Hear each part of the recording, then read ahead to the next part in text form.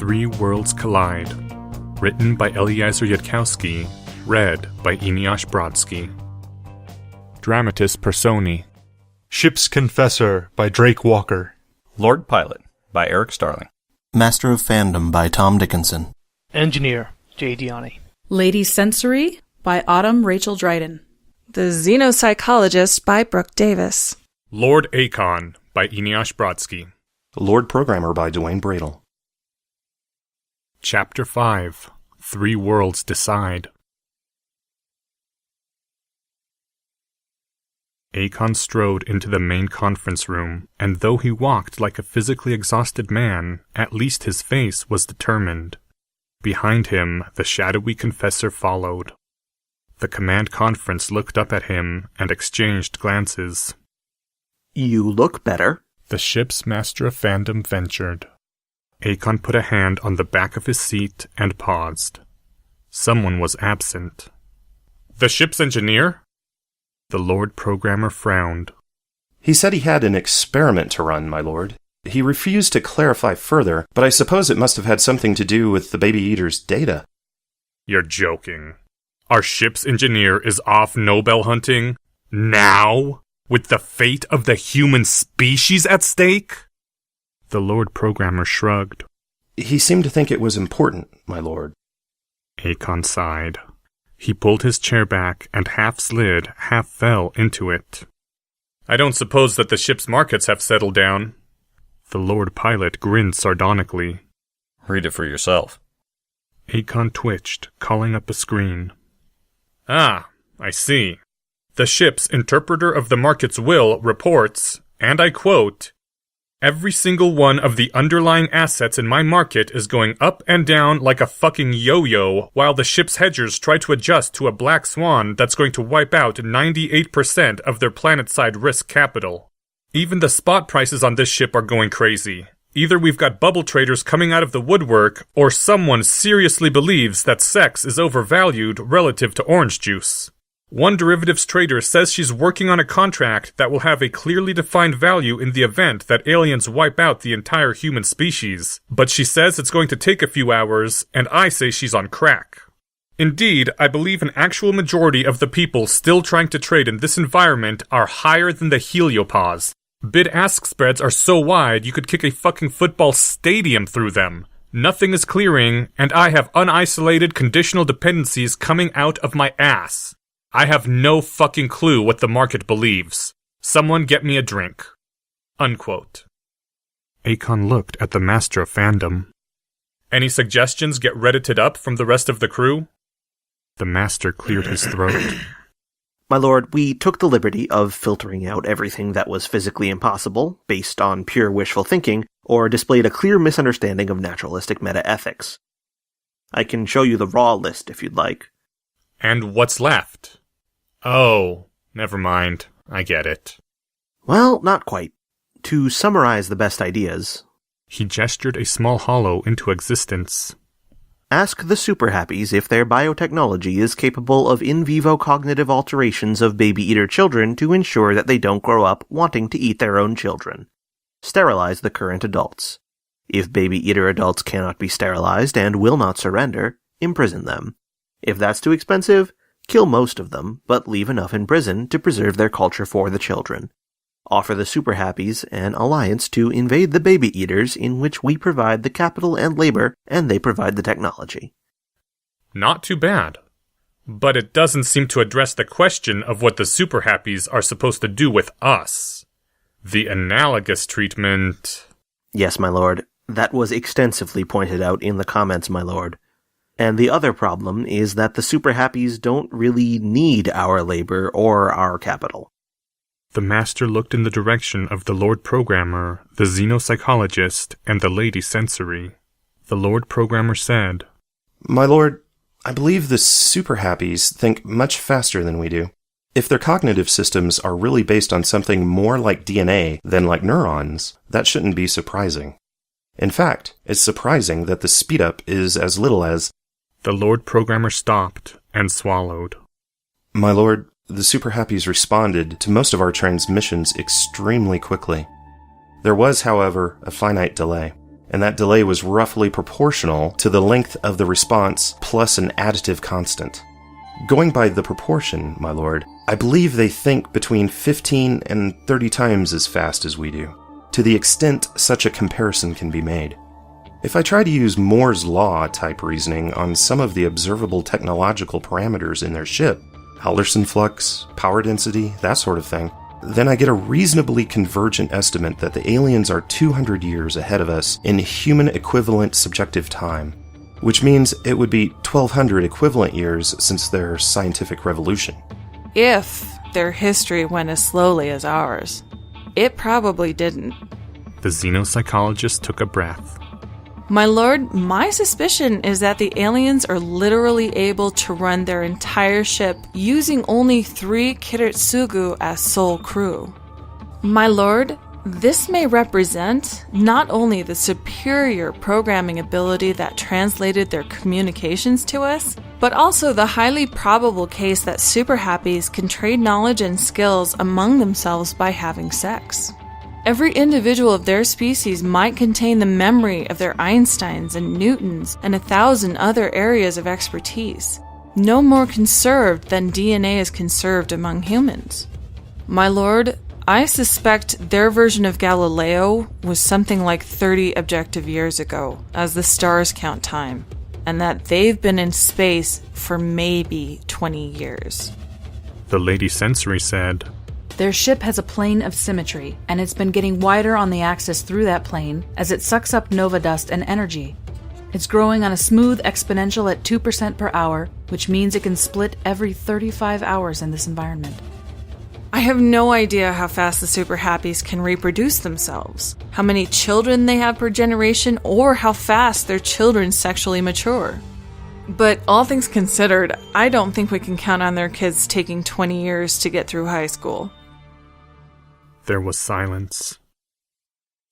When Akon could speak again, he said, "Are you all quite finished?" If they let us live, and if we can work out a trade agreement with them under Ricardo's law of comparative advantage, interest rates will... Interest rates can fall into an open sewer and die. Any further transmissions from the super happy ship? The Lady Sensory shook her head. All right. Open a transmission channel to them. There was a stir around the table. My lord, what are you going to say? Akon smiled wearily. I'm going to ask them if they have any options to offer us. The Lady Sensory looked at the ship's confessor. The hood silently nodded. He's still sane. The Lady Sensory swallowed and opened a channel. On the hollow there first appeared, as a screen, the Lady Third Kiritsugu, temporary co-chair of the game player. Language Translator version 9. Cultural Translator version 16.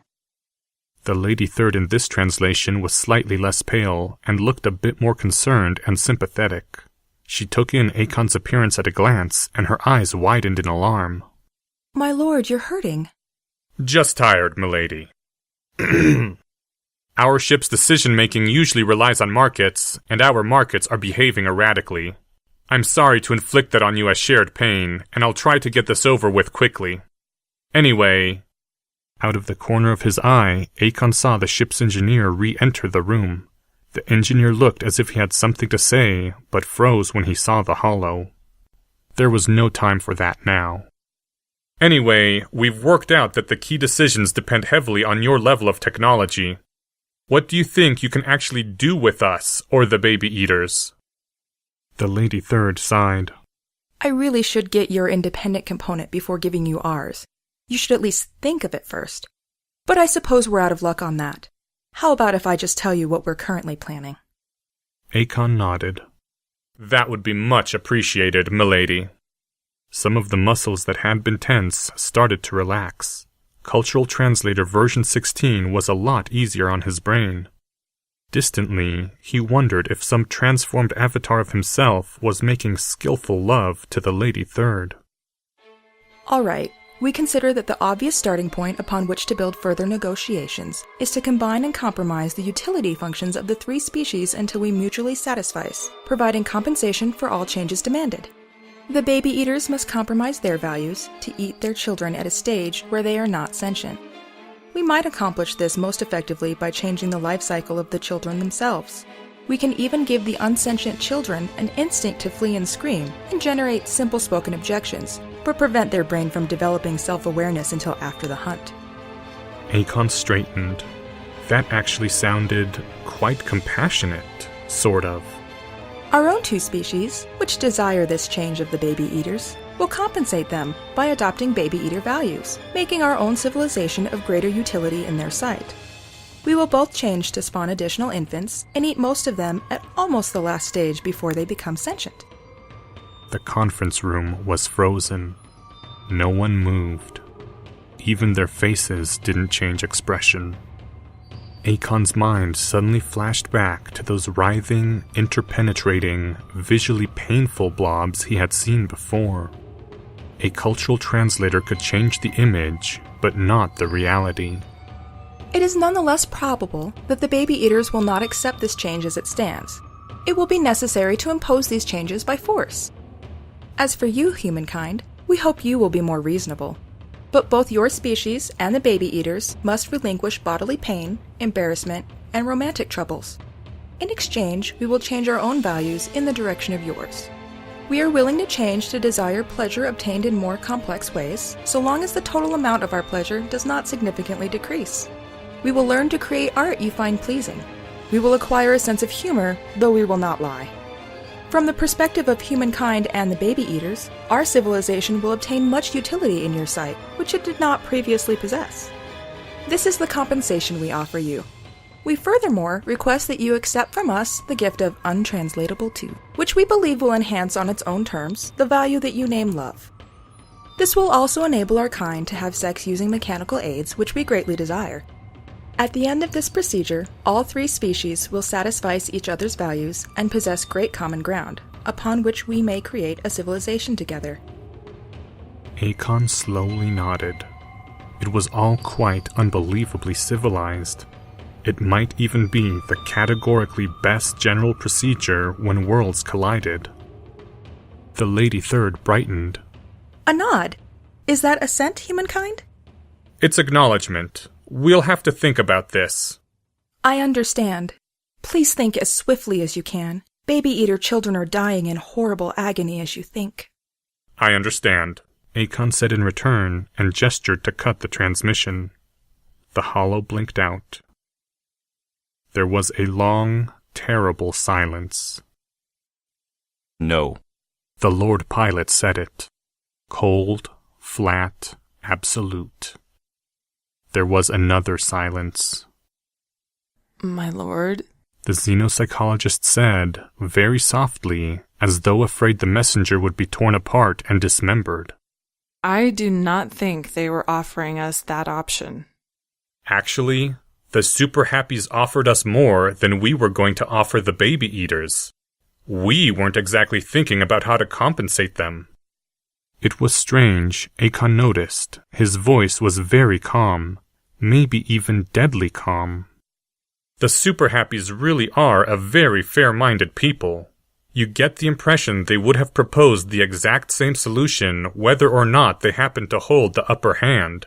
We might have just enforced our own will on the baby eaters and told the Super Happies to take a hike if we'd held the upper hand. But we don't. And that's that, I guess. No, that's not. Akon looked at him, still with that deadly calm. The Lord Pilot was breathing deeply, not as if quieting himself, but as if preparing for battle on some ancient savanna plain that no longer existed. They want to turn us into something inhuman. It cannot. We cannot. We must not allow. Either give us a better option or shut up. The Super Happies are smarter than us, have a technological advantage, think faster, and probably reproduce faster. We have no hope of holding them off militarily. If our ships flee, the Super Happies will simply follow in faster ships. There's no way to shut a star line once opened, and no way to conceal the fact that it is open. Every eye turned to the ship's engineer. My Lord Administrator, I must report to you in private. The ship's confessor shook his head. You could have handled that better, engineer. Akon nodded to himself. It was true. The ship's engineer had already betrayed the fact that a secret existed. Under the circumstances, easy to deduce that it had come from the Baby Eater data. That was 80% of the secret right there. And if it was relevant to Starline physics, that was half of the remainder. Engineer, since you have already revealed that a secret exists, I suggest you tell the full command conference. We need to stay in sync with each other. Two minds are not a committee. We'll worry later about keeping the secret classified. The ship's engineer hesitated. My lord, I suggest that I report to you first, before you decide. There's no time. Akon pointed to where the hollow had been. Yes, we can always slit our own throats afterward if the secret is that awful. The Master of Fandom gave a small laugh, then stopped at the look on the engineer's face. At your will, my lord. He drew a deep breath. I asked the Lord Programmer to compare any identifiable equations and constants in the Baby Eater's scientific archive to the analogous scientific data of humanity. Most of the identified analogs were equal, of course. In some places we have more precise values, as befits our superior technological level. But one anomaly did turn up. The Baby Eater figure for Alderson's coupling constant was 10 orders of magnitude larger than our own. The Lord Pilot whistled. Stars above. How did they manage to make that mistake? Then the Lord Pilot stopped abruptly. Alderson's coupling constant. That's the coupling between Alderson interactions and the... Between Alderson interactions and the nuclear strong force. The Lord Pilot was beginning to smile rather grimly. It was a free parameter in the standard model, and so had to be established experimentally. But because the interaction is so incredibly weak, they had to build an enormous Alderson generator to find the value. The size of a very small moon, just to give us that one number. Definitely not something you could check at home. That's the story in the physics textbooks, my lords, my lady.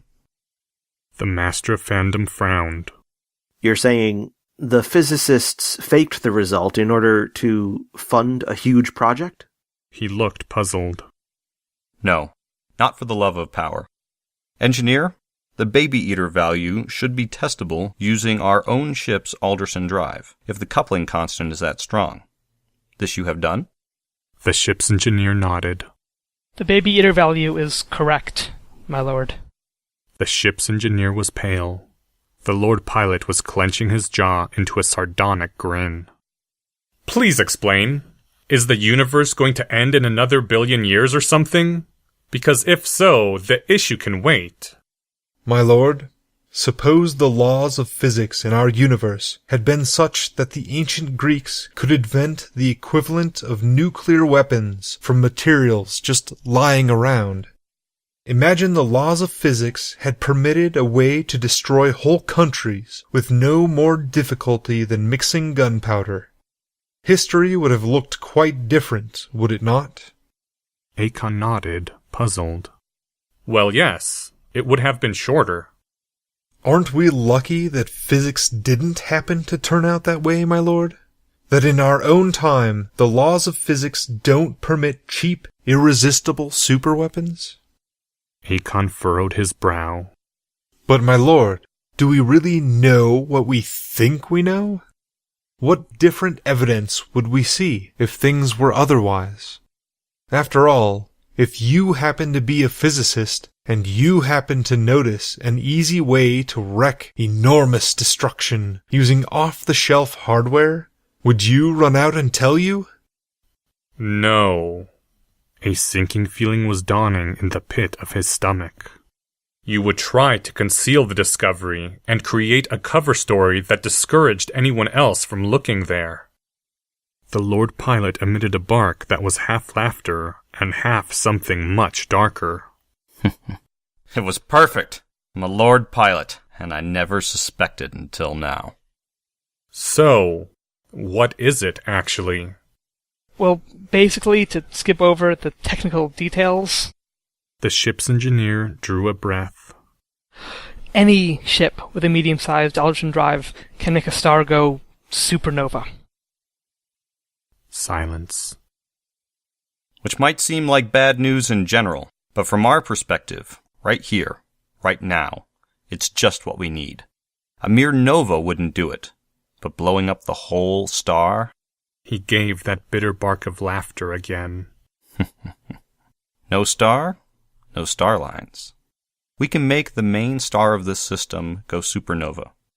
Not the white dwarf, the companion. And then the super happies won't be able to get to us. That is, they won't be able to get to the human starline network. We will be dead. If you care about tiny, irrelevant details like that. The Lord Pilot looked around the conference table. Do you care? The correct answer is no, by the way. I care. I care a whole lot. But... She folded her hands atop the table and bowed her head. There were nods from around the table. The Lord Pilot looked at the ship's engineer. How long will it take you to modify the ship's ultrason drive? It's done, but we should wait until the super happies are gone so they don't detect us using it. The Lord Pilot nodded. Sounds like a plan. Well, that's a relief.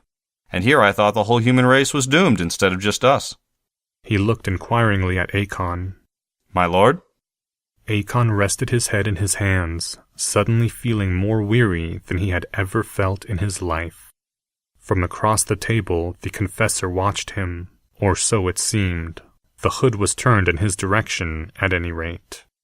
I told you so, the confessor did not say. There is a certain problem with your plan. Such as? You've forgotten something. Something terribly important. Something you once swore you would protect. Puzzled faces looked at him. If you say something bloody ridiculous, like the safety of the ship... The Lady Sensory gasped. Oh no. Oh no. The baby eater children. The Lord Pilot looked like he had been punched in the stomach. The grim smiles that had begun to spread around the table were replaced with horror. Yes.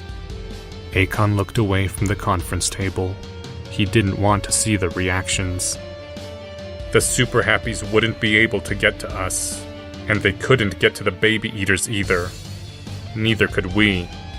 So the baby eaters would go on eating their own children indefinitely, and the children would go on dying over days in their parents' stomachs, indefinitely. Is the human race worth that? Akon looked back at the table just once. The xenopsychologist looked sick. Tears were running down the master's face, and the Lord Pilot looked like he was being slowly torn in half. The Lord Programmer looked abstracted. The Lady Sensory was covering her face with her hands, and the Confessor's face still lay in shadow beneath the silver hood. Akon closed his eyes. The super happies will transform us into something not human. No, let's be frank. Something less than human. But not all that much less than human. We'll still have art and stories and love. I've gone entire hours without being in pain, and on the whole, it wasn't that bad an experience. The words were sticking in his throat, along with a terrible fear. Well, anyway, if remaining whole is that important to us, we have the option. It's just a question of whether we're willing to pay the price. Sacrifice the baby-eater children... They're a lot like human children, really. ...to save humanity. Someone in the darkness was screaming, a thin, choked wail that sounded like nothing Akon had ever heard or wanted to hear. Akon thought it might be the Lord Pilot, or the Master of Fandom, or maybe the ship's engineer. He didn't open his eyes to find out. There was a chime. Incoming call from the super happy ship, my lord. The Lady Sensory spit out the words like acid. Akon opened his eyes and felt, somehow, that he was still in darkness. "Receive." The Lady Third Kiritsugu appeared before him. Her eyes widened once as she took in his appearance, but she said nothing. "That's right, my lady. I don't look super happy." Humankind, we must have your answer. The Lord Administrator pinched the bridge of his nose and rubbed his eyes. Absurd that one human being should have to answer a question like that. He wanted to foist off the decision on a committee, a majority vote of the ship, a market, something that wouldn't demand that anyone accept full responsibility. But a ship run that way didn't work well under ordinary circumstances, and there was no reason to think that things would change under extraordinary circumstances. He was an administrator. He had to accept all the advice, integrate it, and decide. Experiment had shown that no organizational structure of non-administrators could match what he was trained to do, and motivated to do. Anything that worked was simply absorbed into the administrative weighing of evidence. Sole decision. Sole responsibility if he got it wrong. Absolute power and absolute accountability. And never forget the second half, my lord, or you'll be fired the moment you get home. Screw up indefensibly, my lord, and all your 120 years of accumulated salary and escrow, producing that lovely steady income, will vanish before you draw another breath. Oh, and this time the whole human species will pay for it too. I can't speak for all humankind. I can decide, but others may decide differently. Do you understand? The Lady Third made a light gesture as if it were no consequence. Are you an exceptional case of a human decision-maker? Akon tilted his head.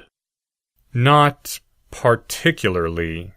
Then your decision is strongly indicative of what other human decision-makers will decide. I find it hard to imagine that the options exactly balance in your decision mechanism, whatever your inability to admit your own preferences. Akon slowly nodded. Then he drew a breath. Surely any species that reached the stars would understand the prisoner's dilemma. If you couldn't cooperate, you'd just destroy your own stars. A very easy thing to do, as it had turned out. By that standard, humanity might be something of an imposter next to the baby eaters and the super happies. Humanity had kept it a secret from itself. The other two races just managed not to do the stupid thing. You wouldn't meet anyone out among the stars otherwise. The super happies had done their very best to press C, cooperated as fairly as they could. Humanity could only do the same. For myself, I am inclined to accept your offer. He didn't look around to see how anyone had reacted to that. There may be other things that humanity would like to ask of your kind when our representatives meet. Your technology is advanced beyond ours. The Lady Third smiled. We will, of course, be quite positively inclined towards any such requests. As I believe our first message to you said, we love you and we want you to be super happy. Your joy will be shared by us, and we will be pleasured together. Akon couldn't bring himself to smile. Is that all? This baby eater ship, the one that did not fire on you, even though they saw you first, are you therefore allied with them? What? No. My lord! Shouted the ship's confessor, too late. My lord, the Super Happy ship has fired on the Baby Eater vessel and destroyed it. Akon stared at the Lady Third in horror. I'm sorry, but our negotiations with them failed, as predicted. Our own ship owed them nothing and promised them nothing. This will make it considerably easier to sweep through their Starline network when we return. Their children would be the ones to suffer from any delay. You understand, my lord? Yes, I understand, my Lady Kiritsugu. He wanted to protest, to scream out, but the war was only beginning, and this would admittedly save. Will you warn them? No, it was the truth. Transforming the baby eaters will take precedence over transforming your own species. We estimate the baby eater operation may take several weeks of your time to conclude. We hope you do not mind waiting. That is all. And the hollow faded. The super happy ship is moving out. The Lady Sentry was crying, silently, as she steadily performed her duty of reporting. They're heading back toward their starline origin. All right. Take us home. We need to report on the negotiations. There was an inarticulate scream, like that throat was trying to burst the walls of the conference chamber, as the Lord Pilot burst out of his chair, burst all restraints he had placed on himself, and lunged forward. But standing behind his target, unnoticed, the ship's confessor had produced from his sleeve the tiny stunner, the weapon which he alone on the ship was authorized to use if he made a determination of outright mental breakdown. With a sudden motion, the confessor's arm swept out.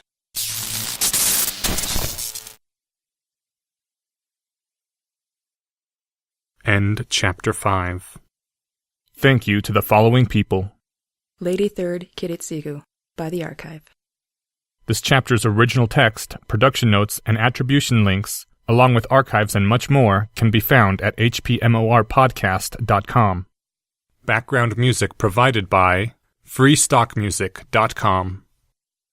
This episode's intro and outro music is Hands Around My Throat by Death in Vegas. Come back in 2 weeks for Chapter 6, Normal Ending, and Chapter 7, True Ending.